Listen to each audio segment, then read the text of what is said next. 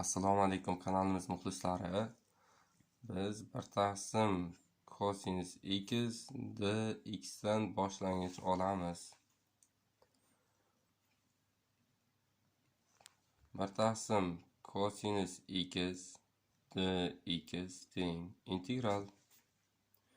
Bir taqsim kosinus x ko'paytirilgan kosinus x taqsim kosinus x dx tenglik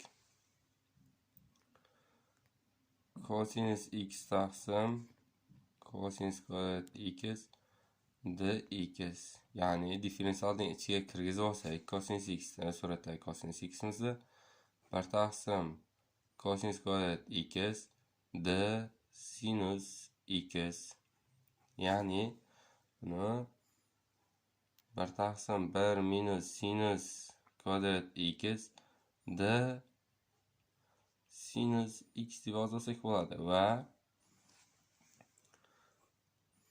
sinus x teng t.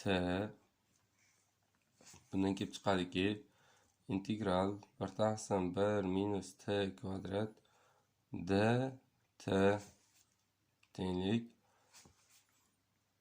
Bundan integral olsak 1 minus t kvadrat d t. Bundan integral olsak bir taqsim 2 natural logaritm 1 plus t taqsim 1 minus t plus s. Endi t'larning joyiga olib qo'yadigan bo'lsak, bir taqsim 2 natural logaritm 1 plus sinus x taqsim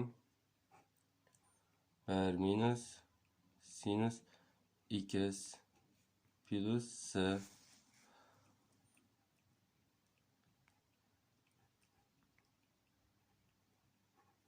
Bizning kanalimizga obuna bo'ling va misollarning yechimini kuzatishda davom eting. Bundan da qiziqarli misollar sizni kutmoqda.